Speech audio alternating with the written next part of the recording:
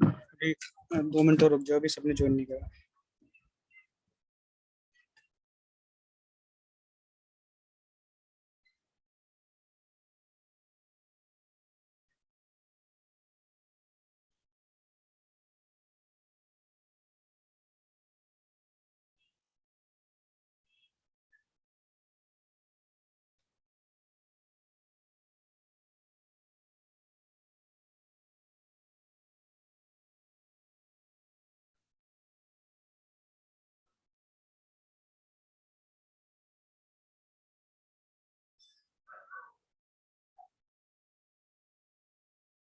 Hello, सबको screen दिखाई दे रही है?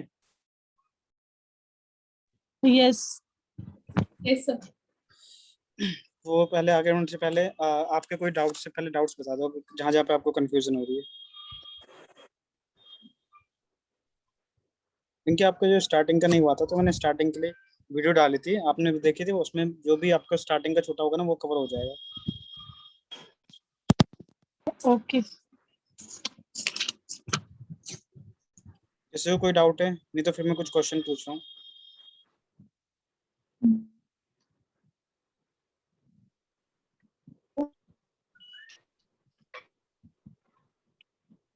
फेडरल एम्प्लॉय कौन होते हैं? फेडरल एम्प्लॉय नहीं, फेडरल इंश्योरेंस होते हैं। ये फेडरल इंश्योरेंस होते हैं जो मेडिकेयर, मेडिकेड, ये जो इंश्योरेंस होते हैं ना, जो गवर्नमेंट के इंश्योरेंस होते हैं, उन्हें हम फेडरल इंश्योरेंस कहते हैं। ओके। किसका था क्वेश्चन ये वैसे? रोहित, एनडीसी क्या होता है? एनडीसी? हाँ जी। एनडीसी होता है नेशनल ड्रग कोड। जब भी कोई वैक्सीन कोड बिल होती है ना, जैसे इंजेक्शन, जो इस तरह के बिल होते हैं, तो एक कोड बिल होता है एनडीसी। उसमें एनडीसी कोड होता है, उसमें 542 का फॉर्मेट होता है, 11 डिजिट का होता है।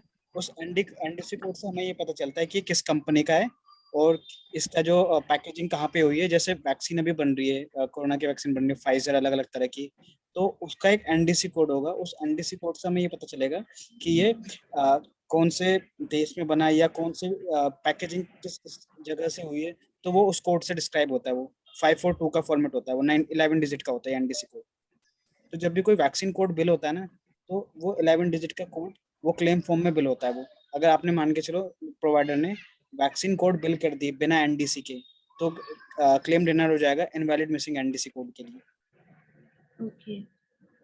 That is NDC, national drug code.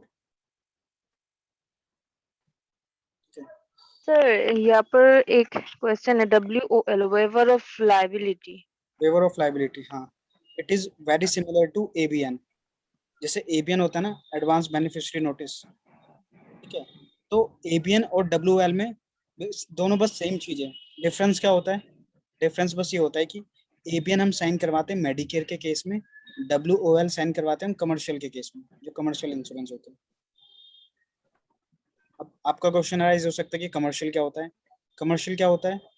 जो कि फेडरल नहीं होते हैं। फेडरल कौन होते हैं? जो गवर्नमेंट के इंश्योरेंस होते हैं, मेडिकेयर, मेडिकेड, ट्राई केयर, हमने पढ़ा था ना, चैंप यूएस। तो कमर्शियल, जैसे अब इसमें भी लगा लो ना, बैंक होते हैं इंडिया में, कुछ गवर्नमेंट बैंक होते हैं, कुछ कमर्शियल बैंक होते हैं, प्राइवेट बैंक होते हैं। तो उसी तरह इंश्योरेंस भी ऐसी तरह होते हैं, कुछ गवर्नमेंट के इंश्योरेंस होते हैं, कुछ कमर्शियल होते हैं, प्राइवेट होते हैं। तो जो कमर्शियल इंश्योरेंस होते हैं उसमें साइन करवाया जाता है WL form, waiver of liability, और उसमें इसमें साइन करवाया जाता है एबीएन फॉर्म।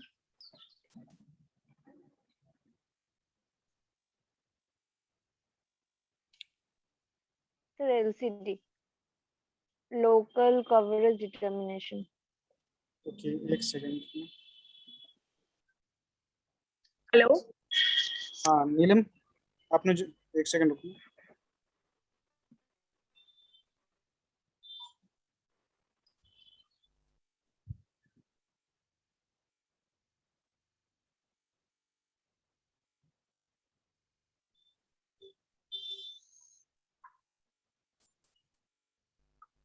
हाँ, कौन क्या बोल रहे थे आप? एलसीडी, और बीच में एक और कोई यस सर। क्या कह रहे थे आप? देखो, एलसीडी क्या होता है? लोकल कवरेज डिटर्मिनेशन, ठीक है? एक होता है एलसीडी, एक होता है एनसीडी। तो लोकल कवरेज डिटरमिनेशन जितने जितने लोकल लेवल पे, जितने की स्टेट लेवल पे कंट्रोल होंगे प्रोवाइडर के, कि प्रोवाइडर में मतलब इनका काम क्या होता है बेसिकली। पहले क्या होता था, पहले जो डॉक्टर होते थे, डॉक्टर क्या करते थे, पेशेंट से ज्यादा चार्ज कर लेते थे हर चीज का। मतलब पेशेंट को अगर छोटी सी भी बीमारी है, ठीक है, तो उसको ज्यादा बना के कि आपको ये टेस्ट करवाना है, ये टेस्ट करवाना है, एक्स्ट्रा चार्जेस कुछ इस तरह के ले लेते हैं। मतलब एक तरह से उनको बेवकूफ बनाते थे पेशेंट को। तो फिर जब ये ज्यादा होने लगा तो फिर गवर्नमेंट ने देखा कि हमको कुछ एक ऐसी ऑर्गेनाइजेशन बनानी चाहिए जो कि इनको कंट्रोल कर सके। तब पिक्चर में आई एलसीडी, और तब पिक्चर में आई एनसीडी। जो एनसीडी होती है वो नेशनल लेवल पे कंट्रोल करती है पूरे पूरे यूएस में, एलसीडी होती है वो स्टेट लेवल पे कंट्रोल करती है।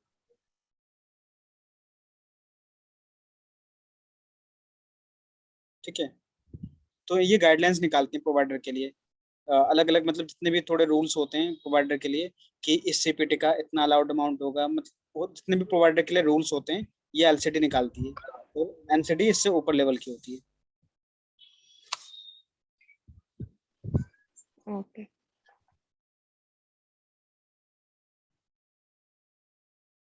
हाँ, उसके बाद भी कोई कुछ कह रहा था, फाइल के बाद किसी का कोई क्वेश्चन था? रोहित, ये सर इंक्लूसिव बंडल और ये ग्लोबल इंक्लूसिव बंडल दोनों एक ही हैं क्या?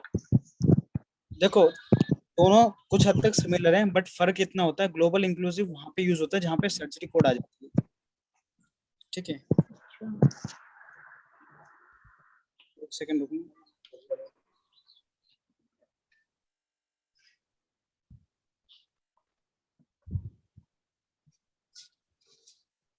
सर ईओबी क्या होता है?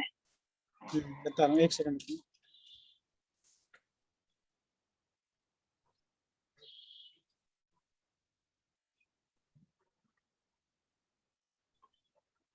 हाँ देखो, ईओबी क्या होता है, ओह, हाँ नीलम क्या हुआ? नहीं, मैंने तो कुछ नहीं कहा रोहित, मैंने तो ग्लोबल इंक्लूसिव के बारे में पूछा था आपसे। अब ज्वाइन नहीं कर पा रहे हो? सर वॉइस आपकी बहुत क्लियर नहीं हो पा रही है। सर मैंने पूछा है ईओबी क्या होता है?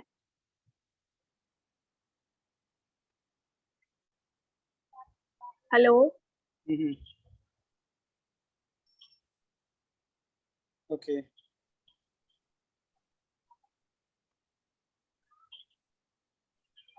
हम्म, हम्म,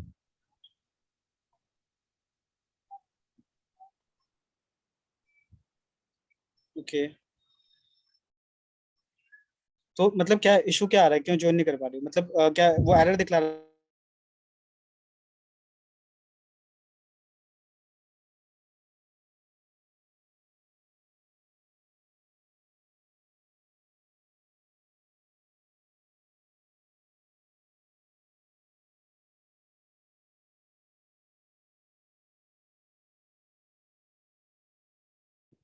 हेलो, हाँ सॉरी, एक्चुअली मैं कॉल पे था तो। ठीक है। हाँ पूजा, आप क्या पूछ रहे थे, ईओबी क्या होता है? Yes sir. देखो, ईओबी होता है एक्सप्लेनेशन ऑफ बेनिफिट। मैं आपको ईओबी दिखलाता हूँ, एक second.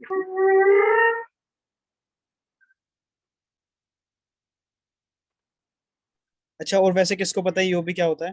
What is EOB? Can anyone describe what is EOB? EOB sir हाँ एक्सप्लेनेशन ऑफ बेनिफिट होता है जहाँ पर एवरी डिटेल्स रिगार्डिंग कितना बिल अमाउंट, पे अलाउड अमाउंट, उसके बाद मतलब कैश या फिर बल्क चेक, या फिर चेक से किया हुआ जाता है पेमेंट, या फिर कितने अमाउंट है, बल्क होता है तो कितना अमाउंट है, सिंगल चेक होता है तो कितना अमाउंट है, सीपीटी क्या, डीएक्स मतलब डायग्नोसिस क्या था, प्रोसीड्यूर क्या सर्विस दिया गया है, कौन से प्रोवाइडर, तो सारी डिटेल्स उसमें होता है। डिनाइल से अगर आते हैं तो किस लिए आते हैं, सब भी रहते हैं राइट, डिटेल्स। राइट। मैं आपको ईओबी दिखलाता हूँ अभी, एक सेकंड।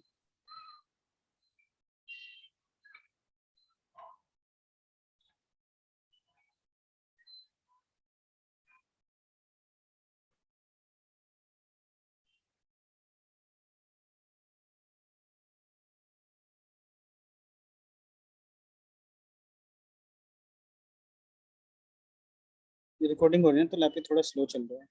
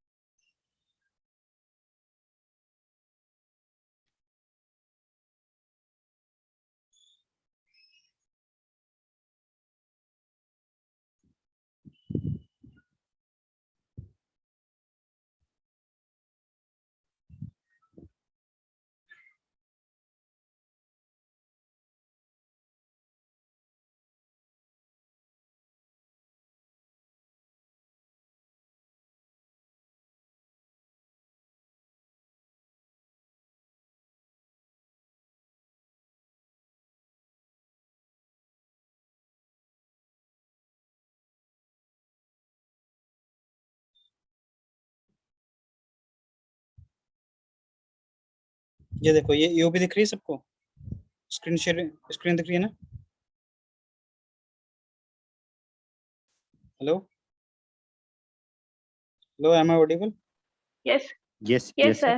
देखो शायद ये पूजा ने पूछा था। ये देखो ईओबी क्या होती है? ईओबी होती है एक्सप्लेनेशन ऑफ बेनिफिट। इसमें इसका अगर आप ऐसे समझ लो कि अ,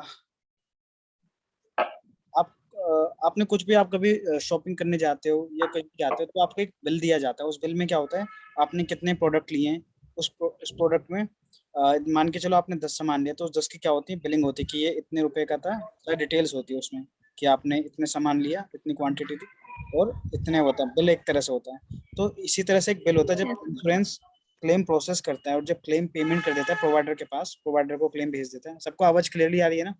ऐसा तो नहीं आ इशू आ रहा है कुछ? नो सर यस तो जब Yes, वो sir, clear है। पेमेंट कर देता है प्रोवाइडर के पास, तो अब उसको ऐसा नहीं होगा कि केवल प्रोवाइडर के पास पेमेंट कर दी, एटलीस्ट वो शो उसको एक्सप्लेन भी करना पड़ेगा। एक्सप्लेनेशन देखो, ये नाम से पता चल रहा है, एक्सप्लेनेशन ऑफ बेनिफिट। मतलब कि जो जो क्लेम में हुआ है, क्लेम में जितनी पेमेंट करी है, वो सब चीजें हमें ईओबी से पता चलता है। ये एनपीआई होती है, रेंडरिंग प्रोवाइडर की एनपीआई। ये प्रोवाइडर का कौन सा प्रोवाइडर है, meridian medical group specialist provider, इसका एड्रेस है, बिलिंग एड्रेस। पेशेंट का नाम है क्रिस मॉलनर, मेंबर आईडी पेशेंट की ये, पेशेंट का अकाउंट नंबर ये रहा, क्लेम चार्ज, बिल्ड अमाउंट कितना था, क्लेम ने प्रोसेस किया as a primary as a process किया है। ठीक है। तो जो बिलिंग वाले, यहाँ पर जो बिलिंग वाले अवेलेबल है, आपको क्या दिया जाएगा, आपको एक बैच दिया जाएगा। एक बैच में क्या होगा, बैच में कम से कम 40-50 ईओबी होगी। ठीक है, 40-50 ईओबी होगी। उस ईओबी को, उस ईओबी का जो अकाउंट नंबर है, ये अकाउंट नंबर आपको सॉफ्टवेयर में डालना है। उसके बाद जितनी पेमेंट हुई है, मान के चलो इसमें पेमेंट कितनी हुई है, पेमेंट कुछ भी नहीं हुई, आपको दिख रहा है इसमें कोई पेमेंट हुई है, पेबल अमाउंट कितना है, $0 है, राइट? $0। $0 है। तो आपको उसमें सेम जो ईओबी में हो रखा है ना, सेम आपको सॉफ्टवेयर में पोस्ट कर देना है। जैसे कॉन्ट्रेक्चुअल दे रखा है CO45-450, जिसमें 0 पेमेंट होती है ना, उसमें आप पेमेंट कुछ पोस्ट नहीं करते।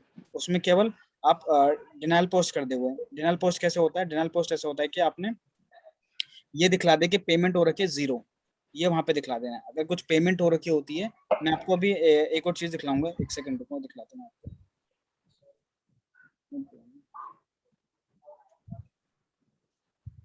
पहले भी यो भी थोड़ा और डिटेल में कर लेते हैं। तो देखो यहाँ पे सर्विस, डेट ऑफ सर्विस है, प्लेस ऑफ सर्विस 11 है। प्लेस ऑफ सर्विस क्या होती है इनकी? प्लेस ऑफ सर्विस क्या जहाँ होती पे सर्विस दी गई है, तो जहाँ पे पेशेंट्स सर्विस को दी गई है, है, जहाँ पे कैन बी ट्रीटमेंट दी गई है हॉस्पिटल, patient क्लिनिक। को, राइट? तो ये सब चीजें हमें यहाँ पे पता चल जाता है। बेसिकली क्लेम फॉर्म में भी होती है। अब आप में से बहुत लोगों ने क्लेम फॉर्म भी नहीं देखा होगा, मैं आपको क्लेम फॉर्म भी दिखला देता हूँ।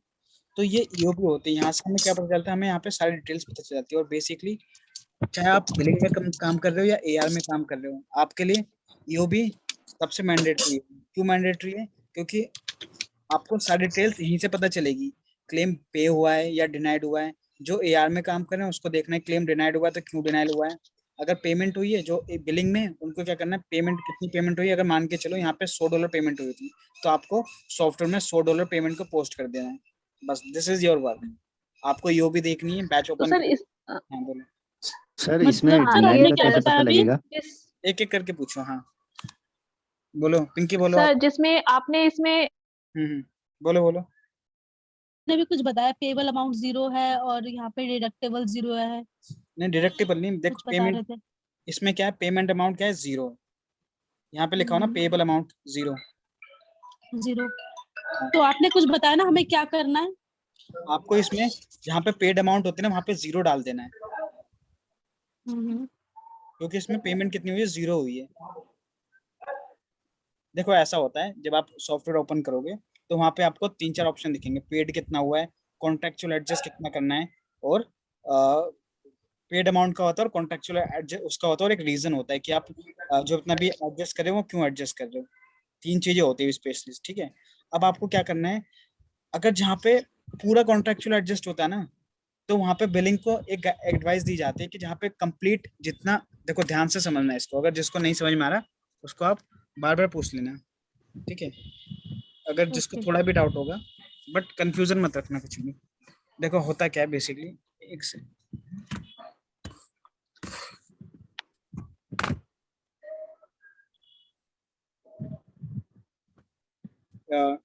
ये मतलब बिलिंग को, जो बिलिंग में काम करते हैं उनको ये गाइडलाइंस होती है, ये एडवाइस दी जाती है कि जहाँ पे CO45 मतलब क्या होता है, कॉन्ट्रेक्चुअल एडजस्ट करते हैं वहाँ पे, कि कॉन्ट्रेक्चुअल एडजस्ट में बताया था कि जो पार्टिसिपेटिंग प्रोवाइडर होते हैं, ठीक है, इंश्योरेंस ने जितना, प्रोवाइडर ने जितना बिल्ड अमाउंट करा है, क्या इंश्योरेंस उतना पूरा पे करता है?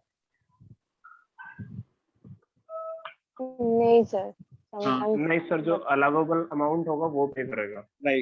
राइट, जितना अलाउ करेगा उतना जो जी, और कुछ पेशेंट रेस्पॉन्सिबिलिटी होती है, जैसे डिडक्टेबल होता है, जो कोपे और हाँ, ये को इंश्योरेंस होता है। जो डिडक्टेबल कोपे होता है वो हर केस में नहीं होता है।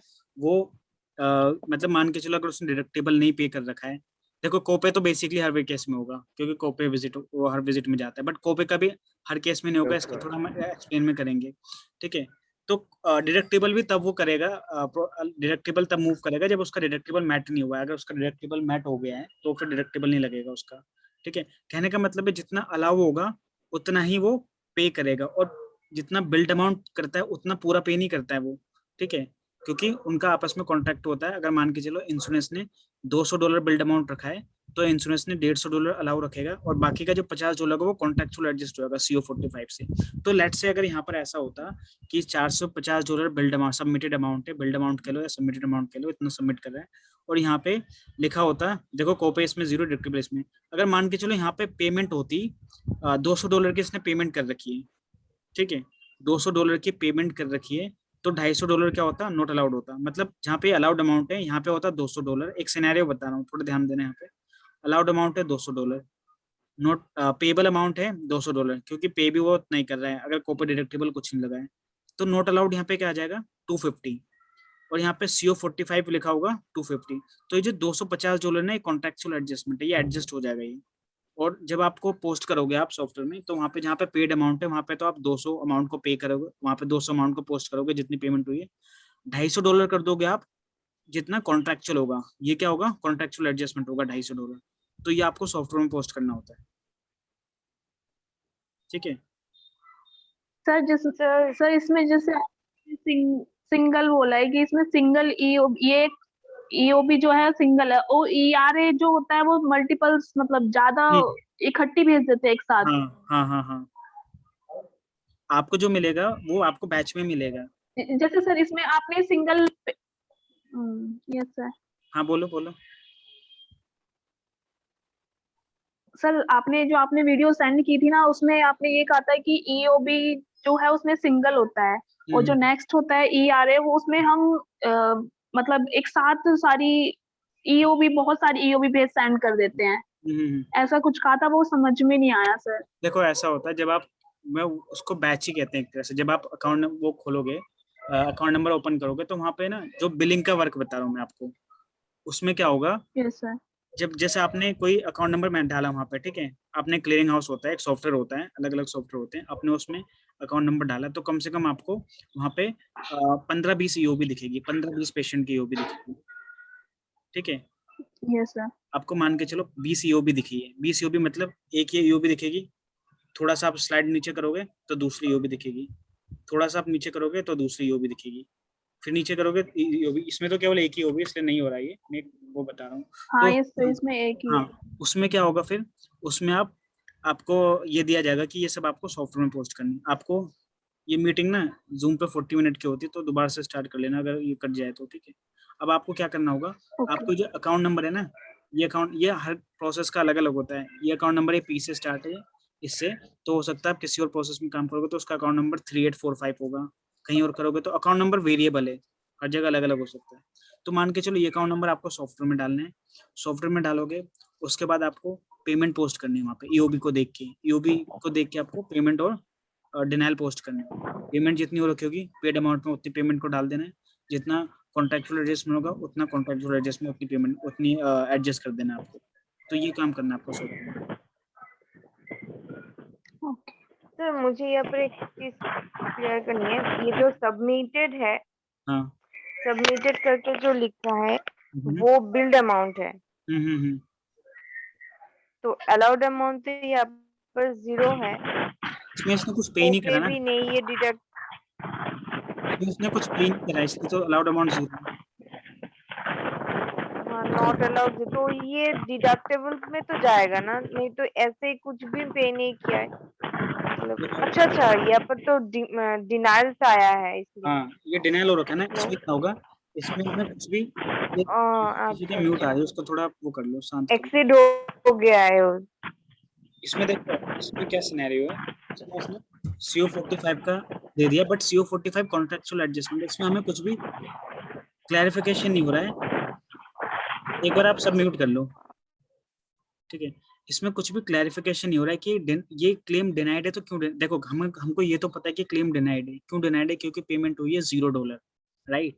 पर हमें ये नहीं पता क्यों डिनाइड हुआ, क्यों, क्योंकि रीजन देखो, जो हमने डिनाइल पढ़े थे उसमें क्लैरिफिकेशन हो रहा था कि मैक्सिमम बेनिफिट का डिनाइल है, इसके लिए डिनाइल है। हाँ इसमें लिखा हुआ चार्ज एक्सेट, तो ऐसे केसेस में हमें इंश्योरेंस को कॉल करके पूछना है आपने डिनाइल करा है, क्यों डिनाइल करा है आपने, तो वो बताएगा कि कैपिटेशन का सिनेरियो, जो भी सिनेरियो कि पेशेंट एक्टिव नहीं था, जो भी, कभी कभी क्या होता है इंश्योरेंस गलत क्लेम प्रोसेस करता है, गलत क्लेम प्रोसेस मतलब उसने डिनाइल को सही से डिस्क्राइब नहीं करा कि डिनाइल है तो क्यों डिनाइल है, चार्ज एक्सीड लिख दिया केवल, ठीक है। तो इसमें हमें कॉल करनी है इंश्योरेंस को इस केस में। सर इसमें सर हमें खुद कॉल करनी पड़ेगी इंश्योरेंस कंपनी को? हाँ, आप ही करोगे। ओके। तो सर अर्जुन फिर बहुत इंश्योरेंस बार कंपनी, ये AR के लिए, नॉट फॉर बिलिंग। बिलिंग का काम डिनाइल पे नहीं होता, बिलिंग का काम केवल ईओबी ओपन करनी है, उसमें जो जो पेमेंट हो रखी है, जो जो कॉन्ट्रेक्चुअल रखा है वो सॉफ्टवेयर में पोस्ट करना है बस। बोलो। बहुत एंड बार सर जैसे अगर यहाँ पर तो लाइक,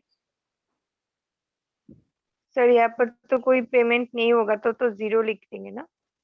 हाँ, बिलिंग के लिए तो 0 लिख देंगे, पर इसमें आपको देखो कॉन्ट्रेक्चुअल में क्या होता है, नॉर्मली हम एडजस्ट करते हैं, पर इसमें आप एडजस्ट नहीं करोगे, क्यों, क्योंकि इसमें पेमेंट 0 ही है, पूरा का पूरा उसने CO45 दे दिया, तो ये एक तरह से डिनाइल है। इसमें आप पेमेंट 0 कर दोगे, पर 450 को एडजस्ट नहीं करोगे आप उसमें सॉफ्टवेयर में, बिकॉज इस पर डिनाइल AR काम करेगा इस क्लेम पर।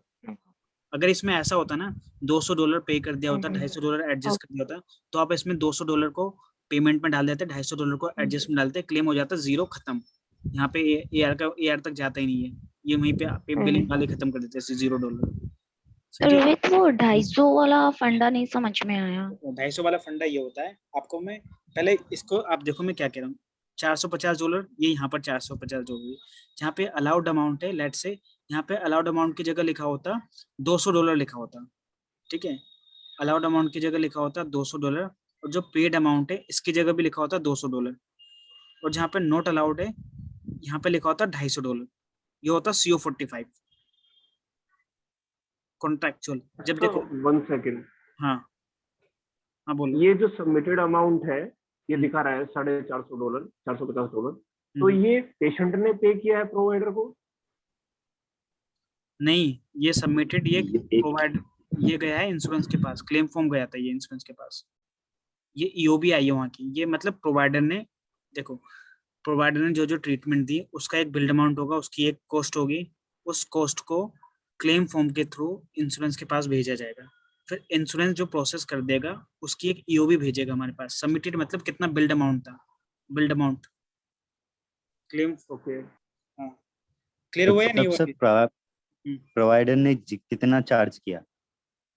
प्रोवाइडर ने $450 चार्ज किया। ये हाँ, ये प्रोवाइडर अब यही तो ना। इंश्योरेंस कंपनी को भेज रहा है कि ₹450 का आपका जो है वो मतलब इस पे ट्रीटमेंट का खर्च आया है। हाँ, तो राइट। फिर अब कंपनी ने हमें 0 भेजा है, मतलब अभी तक कोई अलाउड अमाउंट नहीं दिया है कंपनी ने, कोई पेमेंट नहीं। कंपनी। ये डिनाइल हो गया इस वजह से। हाँ, डिनाइल हो गया। ठीक है, तो हमें अब पता करना है कि डिनाइल क्यों हुआ है। Right, this is a thing. Okay sir, okay. ठीक है। हाँ, और कोई क्वेश्चन पूछ रहा था, पूछो आप। अर्जुन, बहुत बार जो पेशेंट होता है उसका इंश्योरेंस एक्सपायर हो जाता है, ठीक है, तो हमारे पास वो भी आएगा क्या कि जैसे इसमें भी रिमार्क को डिस्क्रिप्शन लिखा हुआ है, तो उसमें ये भी नीचे कभी कभी एक्सपायर्ड भी लिखा आता है क्या, patient's latest insurance has been expired and ऐसे करके होता है ये। ओके, यहाँ का क्वेश्चन है, राइट? देखो, हाँ जी। एंड तो फिर जैसे मैं बताता हूँ आपको इसमें क्या करना है। आपको you are not for AR, right? You are for billing. तो आपको क्या करना है, PR20 यहाँ पे लिखा होगा, PR27 का डिनाइल, ठीक है? तो आपको क्या करना है, वहाँ पे पेमेंट आपको 0 डाल देनी है, ठीक है? 0 डाल देना, और उसके नीचे आपको वहाँ पे पोस्ट कर देना डिनाइल पे कि PR27 करके। वहाँ पे जो कोड होते हैं ना, कोड, उसमें डिस्क्रिप्शन लिखा होगा, आपको वो एडजस्ट नहीं करना है क्लेम को, लेकिन उस एडजस्टमेंट अमाउंट, जो अमाउंट है उसके आगे आपको लिख देना PR27, मतलब ये डिनाइड है, कवरेज टर्मिनेटेड के लिए। आपको वो क्लेम को एडजस्ट इसमें जो ये को इंश्योरेंस लिखा है, तो जैसे सेकेंडरी इंश्योरेंस होता है बहुत बार पेशेंट का, तो हम उससे नहीं डिडक्ट कर सकते, मतलब ये हमारे अंडर आएगा या AR टीम के अंडर आएगा, ये डिडक्शन वाला जो ऐसा होता है प्रोसेस है? आपको उसमें भी एक दो गाइडलाइंस होती है अगर को इंश्योरेंस को छोड़ा हुआ है। कुछ जगह होता है कि आप को इंश्योरेंस जो बिलिंग वाले काम है वो डायरेक्ट बिल टू पेशेंट कर देते हैं, मतलब जितनी पेमेंट हुई, $200 पेमेंट हुई और $50 लगा दिया को इंश्योरेंस, कोई सेकेंडरी नहीं है, तो उनको गाइडलाइन दे रखी होती है। आपको बस ये चेक करना, सेकेंडरी नहीं तो आप डायरेक्टली बिल टू पेशेंट करें। तो बिलिंग वाली टीम क्या करेगी, अच्छा $200 पेमेंट कर रखी है, देखा कोई सेकेंडरी नहीं है, तो सीधा वो बिल टू पेशेंट कर देंगे। बट कहीं जगह किसी प्रोसेस में होता है वो बोलते हैं कि नहीं, ये आपका काम नहीं है, वो AR चेक करेंगे कोई सेकेंडरी है या नहीं, आपको केवल पेमेंट पोस्ट कर देनी है, और जो अमाउंट रखा हुआ है उस अमाउंट की जगह, जो अमाउंट बचेगा उसकी जगह आपको को इंश्योरेंस लगा देना, आपको बिल टू पेशेंट नहीं करना है। ये गाइडलाइन दी जाती है। तो उसमें AR टीम का काम होता है कि ये चेक करना है कि इसमें कोई सेकेंडरी है या नहीं है, नहीं होता तो फिर AR टीम इसको बिल टू पेशेंट करती है, सेकेंडरी होगा तो फिर वो सेकेंडरी को क्लेम फाइल कर देंगे। तो ये डिपेंड करता है, सिनेरियो वाइज डिपेंड करता है, क्योंकि ऐसा होता है ना। फिर मैं बताता हूँ इसका रीजन क्या होता है। रीजन ये होता है कि अगर ऐसा, जैसे आप AR के लिए कुछ नहीं बचेगा काम, अगर ऐसे सिनेरियो आने लगे ना तो AR के लिए हो जाएगा बहुत आसान काम। तो फिर प्रोसेस में क्या होते हैं, ये जो मैनेजर ये सोचते हैं कि यार फिर अगर सारे क्लेम ऐसे आने लगे तो मतलब सारे क्लेम को इंश्योरेंस वाले बचेंगे, तो फिर यार जो क्रिटिकल क्लेम है वो नहीं हो पाएंगे, तो ये बोलते हैं कि ये काम बिलिंग को ही करवाने दो, जो थोड़े क्रिटिकल है वो AR से करवाएंगे। तो कुछ ऐसा सिनेरियो होता है, उसमें सिनेरियो वाइज बताया जाता है बिलिंग को। बट बेसिकली आपको जो गाइडलाइन दे रखी है, अगर आपको गाइडलाइन दे रखी है बिल टू पेशेंट कर सकते हो तो बिल टू पेशेंट कर दोगे, नहीं तो आप उसको एज इट इज रहने दोगे। बस सॉफ्टवेयर में पोस्ट कर देना कि इतनी अमाउंट को इंश्योरेंस छोड़ा हुआ है। ओके, तो मेनली हमारा काम सिर्फ पोस्टिंग का है, राइट? हमें ज्यादा डिटेल्स में नहीं जाना। हाँ, कोई डिटेल में नहीं जाना है, बस आपको बैच दिया जाएगा, उस बैच को सॉफ्टवेयर में पोस्ट करना है। That's the only work you have to do. Okay, मतलब हमें ये जो सेम आप जो दिखा रहे हो, हमें सेम ऐसा कुछ टाइप का कुछ ऐसा मिलेगा लिस्ट जो पूरी मिलेगी पेशेंट्स वगैरह की, एंड उसमें हमें फीड करना है सॉफ्टवेयर में सारा डेटा, राइट? उसमें सॉफ्टवेयर में पेस्ट करना है, राइट? उसमें आपको कुछ टारगेट होगा 110 150 का, अलग अलग प्रोसेस में अलग अलग टारगेट होते हैं। बस आपको ये मतलब तो ये टारगेट बेस्ड है पूरा। हाँ, डेटा एंट्री टाइप का वर्क है बेसिकली। और आपको डिडक्टेबल, कोपे, को इंश्योरेंस, बट थोड़ी बहुत आपको नॉलेज होनी चाहिए कि डिडक्टेबल क्या होता है, कोपे क्या होता है, को इंश्योरेंस क्या होता है। क्योंकि ऐसा ना हो कि इंश्योरेंस ने डिडक्टेबल छोड़ा आप उसको पोस्ट कर दो, नहीं, क्योंकि डिडक्टेबल सेकेंडरी को जाएगा, अगर सेकेंडरी इंश्योरेंस है, सेकेंडरी नहीं तो बिल टू पेशेंट जाएगा। अच्छा, ठीक है। एंड ये जो CO45 जैसे ये जो कोड्स हैं सारे, हाँ जी, ये हमें ये सारे याद करने पड़ेंगे, या जैसे ये ऑलरेडी सॉफ्टवेयर में पहले से फीड होते हैं। ये देखो जो ईओबी में लिखा होगा ना, ईओबी में CO45 लिखा है, आपको वही वहाँ पे सॉफ्टवेयर में लिख देना CO45 एडजस्ट करने के लिए। बट आपको डिडक्टेबल, कॉपी और कोइंसिडेंस एडजस्ट नहीं करने। और कोई सीपीटी अगर डिनाइड है, डिनाइड मतलब जिसमें पेमेंट नहीं हुई है, वो भी आपको मान के चल। ऐसा होता है, यहाँ पे लिखा हुआ CO96 लिखा होता है। CO96 मतलब क्या होता है? Claim is denied as non covered, non covered के लिए डिनाइड होता है। तो आपको वो केवल सॉफ्टवेयर में पोस्ट करना है CO96। आपको उसको बिल टू पेशेंट या एडजस्ट नहीं करना है आपको, ना तो आप उसको एडजस्ट करोगे। एडजस्ट केवल आपको CO45 वाला एडजस्ट करना है। ठीक है, ठीक है। पर CO45 वाला ये वाला एडजस्ट नहीं करोगे, क्यों? क्योंकि ये तो पूरा ही डिनाइड है। CO45 वो एडजस्ट करोगे जिसमें पेमेंट हो रखी होगी। ठीक है। इसमें कुछ और ये जो इंटरेस्ट के लिए लिखा हुआ है ऊपर, ये क्या है? कौन सा इंटरेस्ट?